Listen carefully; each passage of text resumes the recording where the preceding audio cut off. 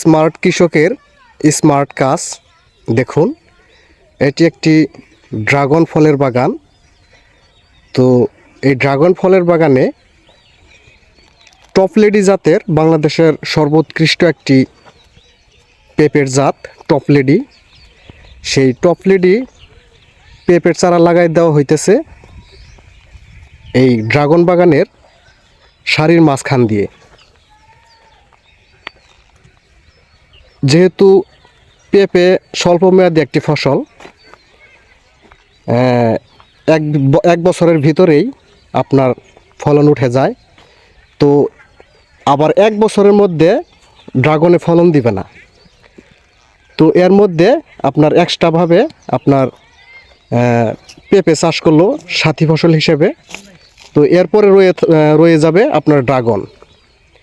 তো dragon production শুরু হবে আপনার 2 বছর পর থেকে। তো অনেকেই আছে যে আপনার ড্রাগন চাষ করে, এখানে অন্য কোনো ফসল চাষাবাদ করে না। তো জমিটার তেমন ব্যবহার হয় না। তো এটা সর্বোচ্চ ব্যবহার। দেখেন এখানে এই বছর যে পেঁপের বাজার গেছে আপনার 3,2500 টাকা মন, খুব ভালো বাজার গেছে।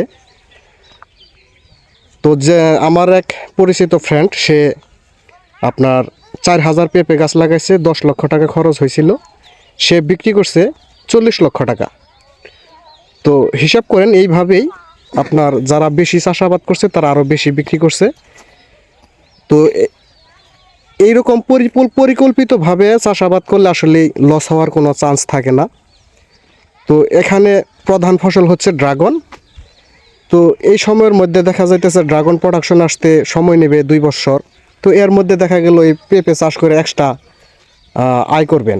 তো এই ড্রাগনের জমিতে অনেক কৃষি শ্রমিক আছে, তাদের সাথে আলোচনা করব এর চাষাবাদ সম্পর্কে।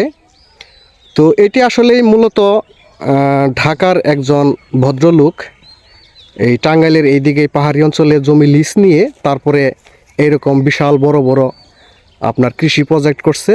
তো উনি ড্রাগন ফলই শুধু চাষ করে। তো চাষ করলে পরেও সে কিন্তু চাষাবাদ ব্যাপারে বুঝে না। এই লেবারেরাই এই চাষাবাদ সম্পর্কে বিস্তারিত জানে, তাদের উপর নির্ভর করেই তিনি চাষাবাদ করে। তো এই যে একজন দক্ষ একজন কৃষি শ্রমিক, ওনার সাথে আলোচনা করব। আসসালামু আলাইকুম। ওয়ালাইকুম সালাম। কেমন আছেন আঙ্কেল? আলহামদুলিল্লাহ, আপনি কেমন আছেন? এই তো আলহামদুলিল্লাহ ভালো। তো এই ড্রাগন বাগানে যে আপনার এই টপ লেডি জাতের পেঁপে চাষ করতেছেন, লাগাইতেছেন, তো এটা কি এই ড্রাগনের ক্ষতি হবে না? না না না, ড্রাগন তো হবে 3 বছর পর। 3 বছর এখন এই চারাটা লাগাইছি যে আমরা, এটার থেকে যে ফলন পাবো আমরা ড্রাগন সহ আবাদ করবো, এটার খরচ দেয়া আমাদের বাড়তি কোনো টাকা যাবে না। মানে এই পেঁপের টাকা দিয়েই আমাদের ড্রাগন ফল গাছ খুঁটির উপর উঠবে, টায়ার দিমু, রড দিমু। মানে এক কথায় ড্রাগন যেহেতু মানে একটা অনেক টাকা ইনভেস্ট করতে হয় ড্রাগন চাষ করতে গেলে। তো এই ড্রাগন চাষের যে ইনভেস্টটা সম্পূর্ণ টাকা এই পেঁপে থেকে উঠবে, প্লাস ব্যবসাও থাকবে। হ্যাঁ। তো এই টপ লেডি জাতের পেঁপে যে লাগাচ্ছেন, এটা আপনি প্রথম অবস্থায় এই গর্তগুলো কতটুকু করে করছেন? 1 foot by 1 foot. 1 foot by 1 foot. তারপরে 5 কেজি করে গোবর দিছি। 5 কেজি করে গোবর। হ্যাঁ। 250 গ্রাম করে সার। সার দিয়া কি সার দিছেন? সার দিছি 5 জাতের, এর মধ্যে পাউডার জাতীয় আছে, এমনি TSP, potash, TSP, Bangla TSP, ring TSP, মুরুক্ষ, তারপরে এমনি আরো প্যাকেট আছে অনেক দিয়া, যেন পোকা আক্রমণ না করতে পারে। এগুলো দিয়া বোনা হয়েছে। এই গাছের বয়স আজকে 20 থেকে 22 দিন। 20 থেকে 22 দিন না? হ্যাঁ, একবারে ছোট চারা, চারাই তো পাওয়া গেল না, এই চারা জাত পাওয়া যায় না। তো এই চারা কত করে কিনে আনছেন? 75 টাকা। 75 টাকা পিস এক একটা চারা? নার্সারির থেকে 75 টাকা কিনে আনছি। তারপরে আমাদের তো ক্যারিং খরচ আছে, আনা আছে, রো আছে। তো এইখানে আপনার এই গাছ থেকে কত কেজি পেঁপে পাওয়া যেতে পারে? এটা তো ম্যাক্সিমাম গাছের উপরে নির্ভর করে। তারপরে যদি আমরা ভালোভাবে চর্চা করি, পরিচর্যা করলে পরে যদি ভালো ফলন হয়, কত কেজি পাইতে পারেন? নিম্ন স্তরে মনে করেন 120 কেজি। 120 কেজি? নিচে 120 কেজি, উপরে যাই হোক হবে। আচ্ছা। তো যেহেতু ড্রাগন বলতেছেন যে 2 বছর পরে বা 3 বছরের মাথায় যে ফলন হবে, তো এই 1 বছর আপনার এই পেঁপে চাষ করতেছেন, এরপরে আবার পরিকল্পনা কি? যদি সম্ভব হয় করবো, তা নাহলে বাদ, ড্রাগনই থাকবে, শুধু ড্রাগনই থাকবে। এরপরে যে খুশি হয়ে যাবো, খুশি হইলে তার ফল আসবো না, গাছ বাড়তে হইতে হইব। গাছ বাড়তে হওয়ার পরে সেন ফল আসবো, তাহলে আমার যখন এই গাছ দিমু তখন তো হারতে পারবো না এখানটা, কীটনাশক দিতে পারবো না, সার দিতে পারবো না, নিরাইতে পারবো না, এই জন্য এই একটাই ফসল। আচ্ছা, এই যে আপনার এই ড্রাগন বাগানে যে এই পেঁপে চাষ করতেছেন বা দিছেন, তো এই পরিকল্পনাটা কার মাথায় আসছে? এ পরিকল্পনা কি, জায়গার ভাড়া দিতে হয়, অনেক খরচ, পরিকল্পনা করে এটা করতে হয়। এটা মহাজনও করছে, আমরাও করছি, শত বুদ্ধি আমরা দিছি যে ক্ষেত পতির থাকার চেয়ে এমনি করাটা মানে ভালো। এক কথায় মালিক এবং শ্রমিক সকলেই বন্ধু সুলভ, সবাই পরামর্শ করেই কাজ করেন। হ্যাঁ, তাই তো করতে হবো, মালিক না বাঁচলে তার আমরা বাঁচব না। আচ্ছা আচ্ছা, তো আপনাদেরও একটা কর্মসংস্থান হয়েছে, হ্যাঁ, তো তার যদি ভালো পরিকল্পনা বা ভালো পরামর্শ দিয়ে যদি তার আগায় নিতে পারেন, তাহলে আমাদেরও আপনারাও বেতন বাড়ে, দীর্ঘদিন সবকিছু। এখানে কাজ করতে পারবেন। এবং আপনাদের দেখা গেল যে যত দক্ষ হবেন আপনাদের ডিমান্ডও তত বেশি হবে। করতে পারবো। আচ্ছা, তো ভালো থাকবেন। তো আলহামদুলিল্লাহ। দর্শক, আপনারা জানতে পারলেন যে আসলে এরা পরিকল্পিতভাবে এই চাষাবাদ করতেছে, এই জন্যেই যেহেতু জমিগুলো নিজস্ব মালিকানাধীন না, এগুলা লিজ নেওয়া হয়েছে 50,000 টাকা পাখি, মানে আমাদের এইদিকে 56% এক পাখি, 56% জমি এক বছরে ভাড়া দিতে হয় 50,000 টাকা।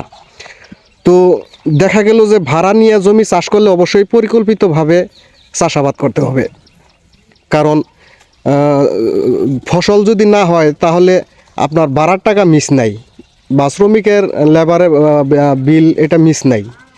তো এই জন্যে এরা পরিকল্পিতভাবে চাষাবাদ করতেছে। এখন এই সময় এই টপলিডি জাতের পেঁপের গাছের পরিচর্যা চলতেছে, যদিও গাছগুলো অনেক ছোট ছোট। তো এখন এই মুহূর্তে এই পেঁপে গাছগুলোতে কি ধরনের খাবার দিচ্ছে, কয় প্রজাতির বা কয় প্রকারের সার মিক্সড করে এখানে দেওয়া হচ্ছে, তো এখন ওনার কাছ থেকে জানবো। হ্যালো, আসসালামু আলাইকুম। ওয়ালাইকুম সালাম। তো পেঁপে গাছের সার দিতেছেন, এগুলা কি প্রকারের সার আপনারা দিচ্ছেন? এর মধ্যে হচ্ছে আপনার টিএসপি সার, ইউরিয়া সার, পটাশ, আর এর মধ্যে অনুখাদ্য আছে। অনুখাদ্যর মধ্যে কি দিচ্ছেন? এটার মধ্যে সালফার, বোরন, ম্যাগনেসিয়াম। এখানে আপনার দেওয়া হচ্ছে TSP, potash, urea, sulphur, magnesium, calcium বিভিন্ন অনুখাদ্য এবং সার একত্রিত করে মিক্সার করে এই গাছের গোড়ায় দেওয়া হচ্ছে। তারপরে এখানে পানি দেওয়া হবে। তো এখন এই গাছগুলো আসলে শীতের সময় গাছ বাড়ে না, এই গাছগুলো আরও 1 মাস আগে লাগানো হয়েছে, শীতের সময় গাছ বাড়ে না। তো এখন এই বৃষ্টি হলে পরে যখন চৈত্রি মাসে ছিটা ফিটা বৃষ্টি হবে বা বৈশাখ মাসে বৃষ্টি হবে, তখন এই এখনকার যত্নের কারণে আপনার ওই সময় যায় দেখা যাবে যে গাছটা দ্রুত গতিতে বৃদ্ধি হবে। তো এই জন্যে আগে লাগালে পরে এই গাছগুলো দ্রুত গতিতে বড় হয়। তো আজ এই পর্যন্তই, সবাই ভালো থাকবেন, আল্লাহ হাফেজ।